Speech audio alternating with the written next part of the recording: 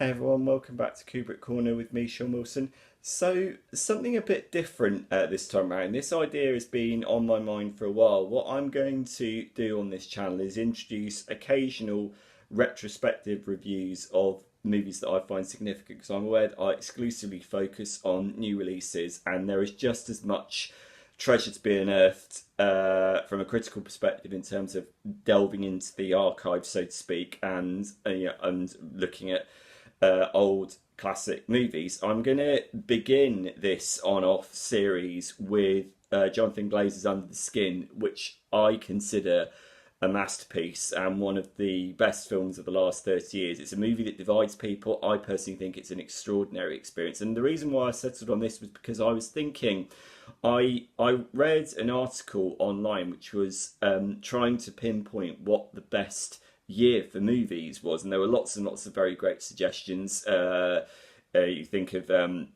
for example, 1939, in which the likes of Gone with the Wind came out. There were lots of different examples. I actually thought 2014 was a very, very good year. I mean, look at the evidence. In the UK, at least, I'm going by UK release dates here, so this might change depending on what territory you're watching this in. You had 12 Years a Slave at the very start of the year, then you had the likes of Captain America, The Winter Soldier, Cavalry, the Brendan Gleeson film, Mr. Turner, The Babadook, Dawn of the Planet of the Apes, Boyhood, Guardians of the Galaxy. I mean, that's just a small spread of the extraordinary plethora of films that came out that year. One of the films that came out that year, as you might imagine where I'm going with this, is Under the Skin, which, as I said, is directed by Jonathan Glazer, who came out of music videos for the likes of Radiohead and Uncle and went into TV advertising. He created a very, very famous Guinness advert with the horses coming out of the foam as the surf breaks.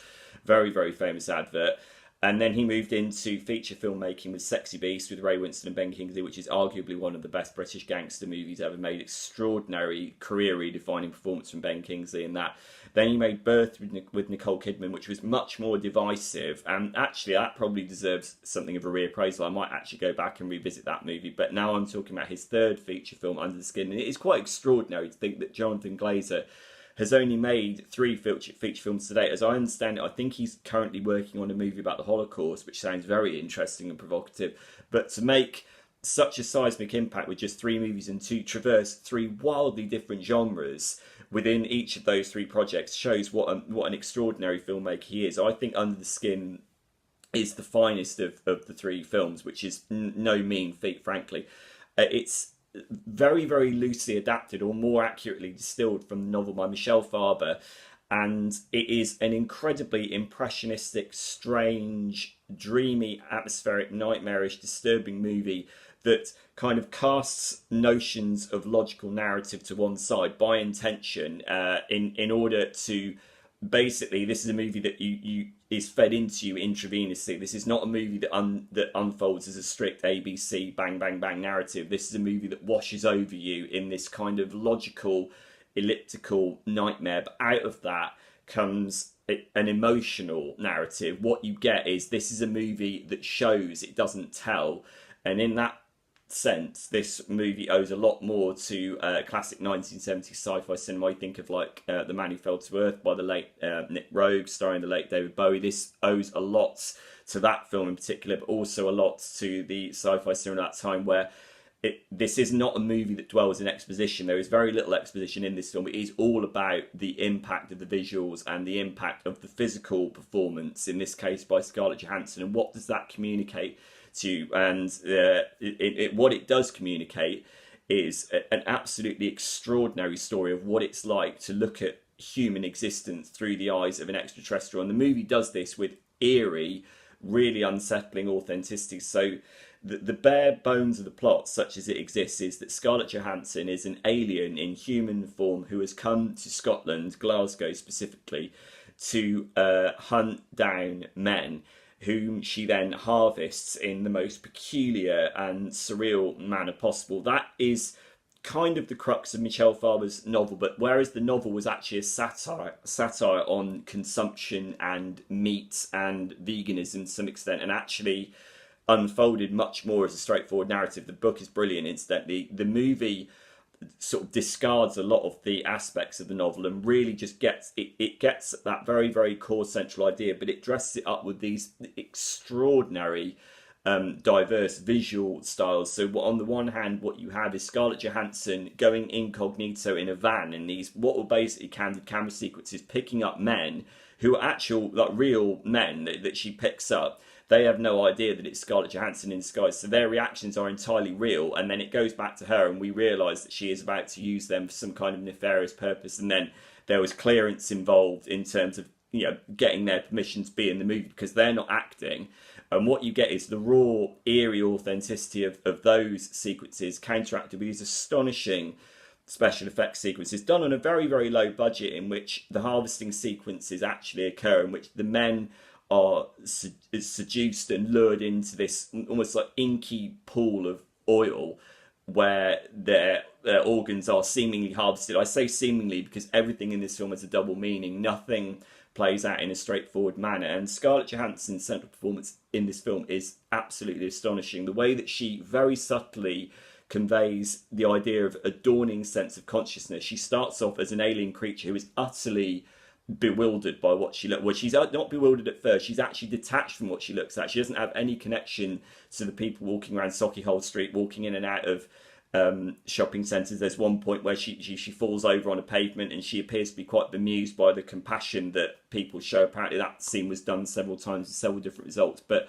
there is a particular moment that I wanted to point out. There is a very, very disturbing sequence involving a family on a beach. There are drownings that occur, with the result that their young baby is left behind, abandoned on the beach, as Johansson's unnamed central character should say she is unnamed, whereas in the book she's called Icily. She drags the surfer who attempts to save the family off the beach in order to harvest him, in the process leaving the baby behind. And there is a fantastically subtle and very, very affecting sequence immediately after that, in which, while the sequence is playing out, she completely ignores the baby because she is an alien. She seemingly has no sense of human compassion whatsoever. After that, when she is back in the van, having presumably harvested the unfortunate man, the surfer, she hears, you think that what's happening is that she is somehow recalling the anguished cries of the baby, and then she looks very puzzled by it, and then she looks over to the car opposite and she realises that it is a child crying in the car opposite. But you realise that the impact of that has actually sunk in somewhere on that level, and that then sends the narrative off on increasingly digressive and strange tangents, in which she goes off into the Highlands, and the story becomes ever more peculiar and ever more untethered from any kind of notion of narrative or storyline. It becomes increasingly impressionistic.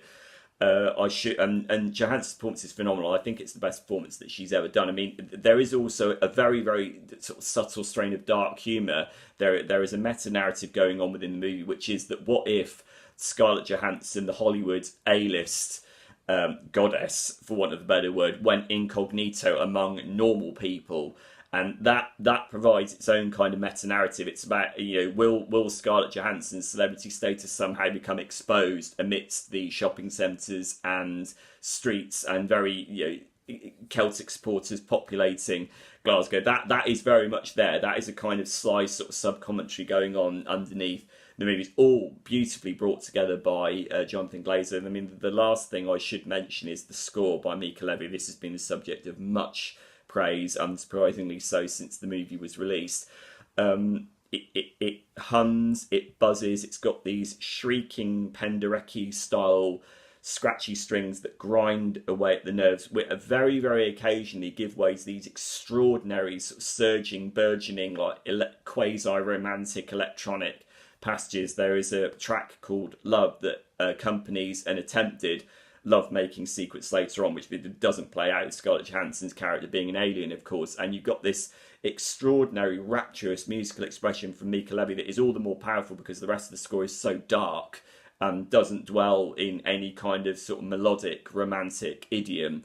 This one particular track sort of calls to mind the likes of what Wendy Carlos was doing on, Tron and things like that. And it's a really remarkable score. I mean, it is an alien language. The score gives you the inner dialogue of Scarlett Johansson's character, even when she's not saying anything. And believe me, she doesn't say very much. I suppose that the the most bountiful amount of dialogue comes in this extraordinary sequence where she meets a man suffering from neurofibromatosis, played by Adam Pearson, who is a real life sufferer of the condition, and apparently he advised Johansson and the filmmakers how best to tackle this particular scene. And again, it's about the awakening compassion of Johansson's character. She responds to him differently to the way that she responds to the other men from earlier on who don't have this condition. And there's this extraordinary tactile sequence plays out in which he touches her face, and it's all about it. You get a sense of an alien creature learning what it is to be tactile, to have a sense of touch, and to communicate with another species. And the movie is a fantastic subjective experience. It completely pulls you into an alien environment. It turns our whole perspective inside out. It makes humanity look utterly strange, and that's remarkable. It's not necessarily a new thing in science fiction. As I said, the likes of The Man Who Fell to Earth did that years and years ago, but nevertheless, it's a well-worn sci-fi trope that is done with an extraordinary amount of clarity and frightening believability. Really, it seems quite bizarre to say that given the nature of the storyline, but it's an astonishing film. I think it's a masterpiece. If you've not seen it, go and check out Under the Skin. Be prepared. It's not a movie that goes down easily. It's not a movie for people who don't like adventurous movie-going experiences. For those who do, and for those who haven't seen it, I can't advise you enough to go and check it out. Under the Skin is the first movie in my retrospective review series. Check back here at Kubrick Corner with more in future, and don't forget to send me your responses to Under the Skin if you see it. And I'll speak soon. Bye.